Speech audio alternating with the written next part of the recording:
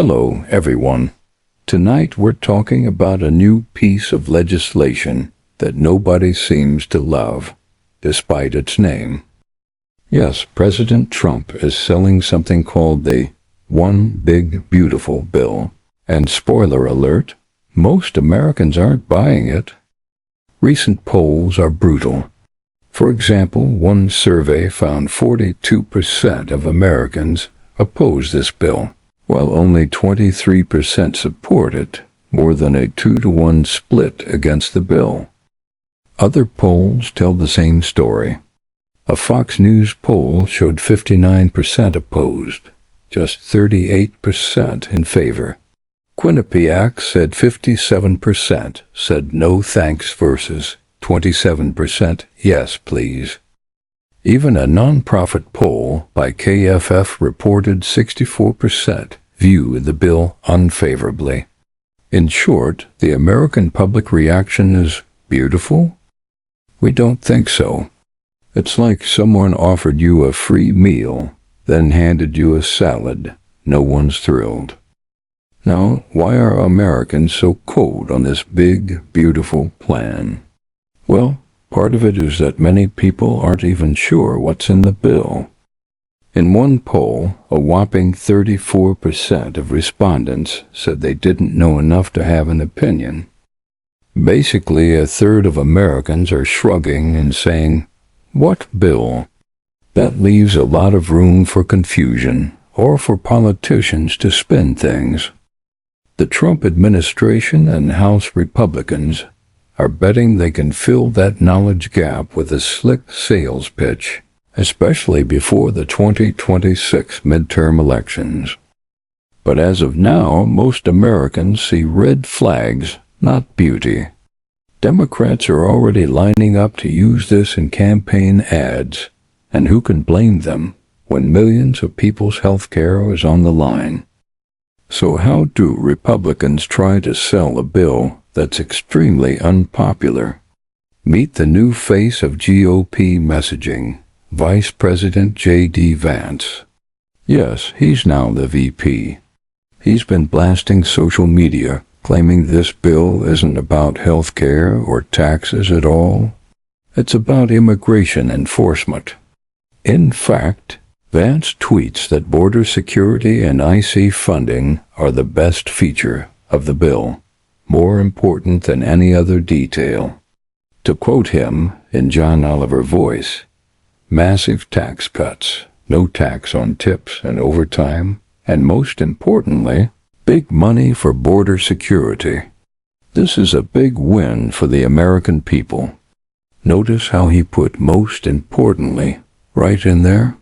He's basically saying, forget the boring healthcare stuff. The real star is the wall of cash we're building on the border. Let's pause and unpack that. First, no tax on tips and overtime. On its face, sure, who doesn't want tax breaks on tips? If you're a waitress or waiter, you might think, great, more money for me. But let's be real. If you're making enough in tips to even owe tax on them, you're probably not scraping by. And no tax on overtime sounds nice, but how many people actually make a ton of overtime, and will they care once the money's gone? Meanwhile, plenty of low-income Americans do depend on Medicaid and Obamacare for health care. Vance's pitch is basically, point at the candies and cover the medicine. It's kind of like a smoke and mirrors trick. You shout about giving cops more money to build a fortress on the border, and people say, ooh, border security. Meanwhile, the bill quietly revamps Medicaid, the government health insurance for poor and disabled people, by adding lots of red tape. But Republicans keep telling us those healthcare changes are just minutiae, small details, nothing to worry about. Critics of the bill didn't buy that. They're pouncing on those minutiae because millions of Americans could lose their health insurance. A nonpartisan estimate says about 10 million people would end up without coverage if these cuts pass. Some reports even say as many as 17 million. Yet Vance shrugs, details. So the GOP sales pitch is, look away from health care, look at immigration and tax cuts. They think their base cares more about those issues. And hey, maybe for some voters that's true. But for a lot of Americans trying to pay their medical bills, hearing that their insurance is on the chopping block feels unbeautiful. Let's hear from the president himself. Trump took to social media to hype the bill. In one post he crowed in all caps, "The biggest winner of them all will be the American people, who will have permanently lower taxes, higher wages, secure borders, and a stronger military." Quite the promise. And get this, he insisted no one's health benefits are cut. He wrote that Medicaid, Medicare, and Social Security are not being cut, but being strengthened and protected by eradicating waste, fraud, and abuse. In other words, we're not cutting anything except the stuff we don't want. That's an easy thing to say, but what does the bill itself say? Turns out pretty much the opposite. The legislation quietly slashes Medicaid funding, not directly by axing whole programs, but by making it harder to get coverage. It imposes strict new work requirements and extra paperwork on people who get Medicaid. For example, if you're on Medicaid, the bill might force you to prove you're working X hours per week and fill out forms constantly, or lose your insurance. It's like saying, yes, you still have insurance if you can jump through all these hoops while you're sick. A job review estimated these changes would reduce federal spending on Medicaid by about $1.1 trillion over 10 years. That's a trillion with a T, meaning a lot of people could end up uninsured. So when Trump says, no cuts to Medicaid, it's all going to waste and fraud, you have to wonder, whose definition of waste are we using? By the bill's own math, Medicaid costs will go way down. If you tell someone, we're not cutting your food stamps, we're just giving them a tighter lid, it kind of is a cut. The result?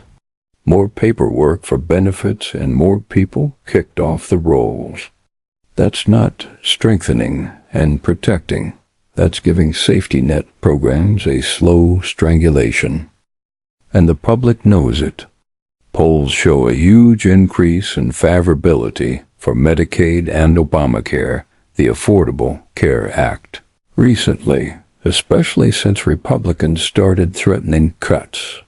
In fact, one survey found 83% of Americans now view Medicaid favorably, and 66% now like Obamacare, the highest positive rating since it passed.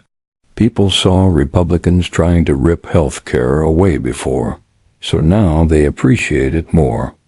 When you tell someone, don't worry, your hospital is fine, everything's fine, while yanking funding behind the scenes, Americans see right through it.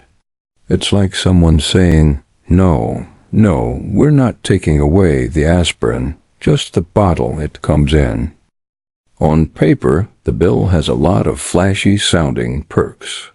Tax cuts, mostly temporary, for working people, extra border security, a bit of extra money for seniors. Sounds appealing, right? But let's look closer at who gets the goodies and who gets the shaft. The tax cuts in this bill are somewhat unusual. For example, one perk is no tax on tips. If you're a server at a restaurant, you won't owe taxes on those tips. That sounds nice until you realize that the people who make a living purely off of tips usually don't make enough per year to be paying that much in federal income tax anyway. Meanwhile, wealthier people get bigger breaks. They're expanding things like tax-free savings accounts and preserving big deductions for high earners. So paradoxically, the rich end up dancing around the tax code with more room to move, while middle-class folks might only get a slightly bigger paycheck. And those temporary overtime tax breaks? It's billed as a win for hourly workers. But it's temporary and kind of small. It's like giving a kid $1 when you've taken away his entire allowance. It's still a net loss. On the flip side, the poorest Americans see the deepest cuts. If you're on Medicaid or struggling to make health insurance payments, you don't get a lot of sweeteners in this bill. In fact, independent analysts have concluded that the poorest Americans could suffer the most. Why? Because this is largely a bill of handouts for the wealthy and a budget plan that frees up money by cutting the safety net. So while money is being funneled into border walls and military upgrades, millions of low-income families could lose their coverage. And let's not forget the greatest victory that Trump is bragging about: higher wages. He promised this would raise take-home pay. Maybe he's counting on overtime tax cuts to boost wages? Or maybe it's just a magical argument like trickle-down wages. Either way, most economists say there's not much in the bill that directly forces wages up. So far, it's more big talk than big paycheck. So who does win? In the short term, we should mention that seniors might see a tiny bonus, because seniors often have a big voting bloc and the GOP likes to appease them. Maybe a bit of extra spending on senior home energy assistance or a one-time payment for health costs. But let's be real. If Grandma finds out her grandkids are losing insurance because of these cuts, she's going to be less excited about her $200 check. In fact, KFF researchers point out that if people fully understood how many would lose care, support for the bill plummets. Among A voters, Trump's hardcore base, support drops by 20 points or more when the uninsured impact is spelled out. Why? Because it hits home. Losing coverage means real suffering. Hard-earned money lost on hospital bills, treatments skipped, families in crisis. You can't just sweep that under the rug.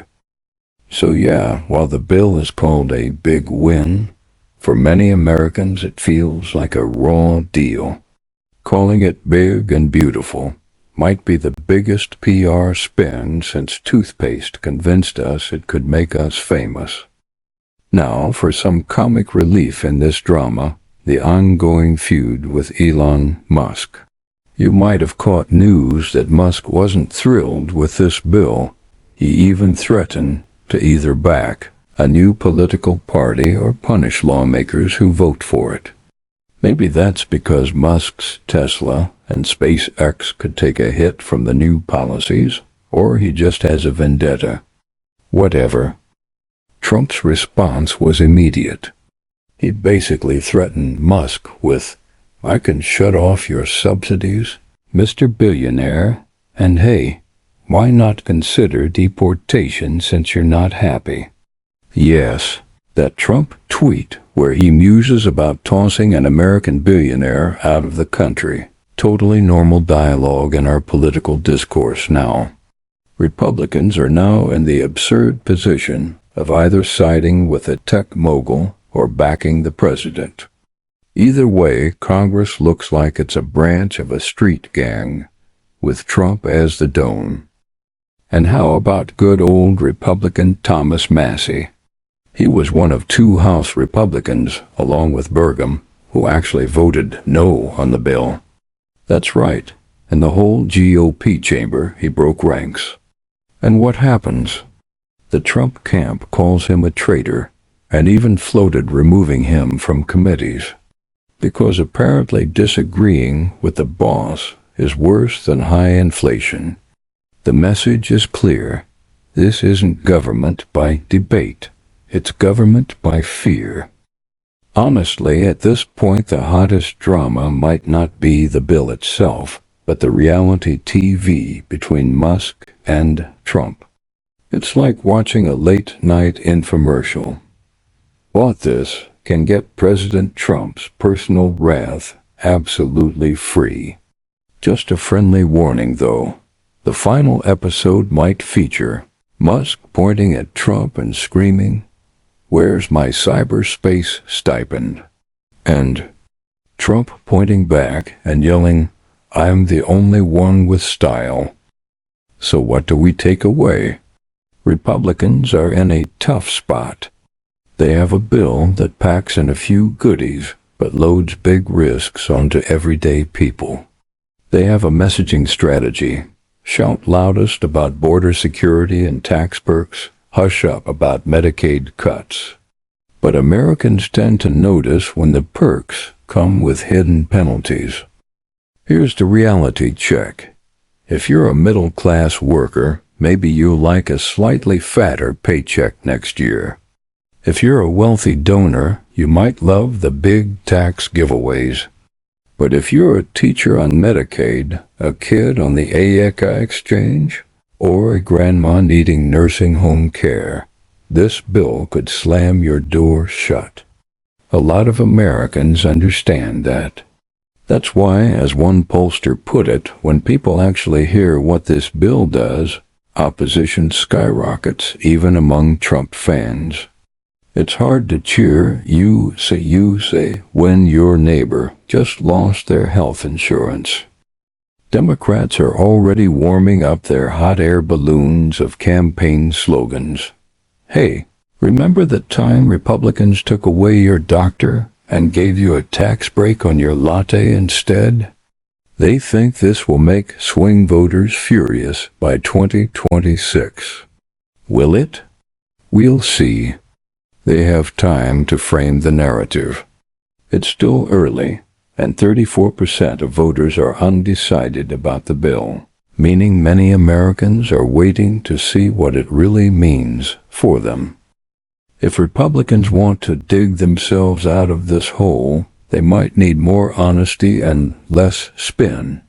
Right now, calling it big and beautiful looks more like a marketing gimmick than reality. The big question on the table is, do lawmakers care more about playing word games, or about the millions of Americans with doctors and jobs counting on some stability? In closing, Trump promised the biggest win for the American people. But as of now, many Americans feel like they got a smaller slice of the pie, while someone else got the rest. If they want this bill to ever sell, maybe the GOP should rename it One Big Tricky Bill, because as it stands, they're failing the beauty contest. Ultimately, only time will tell if Americans swallow this whole pill or spit it out. But judging by the polls, it's not looking good for big and beautiful.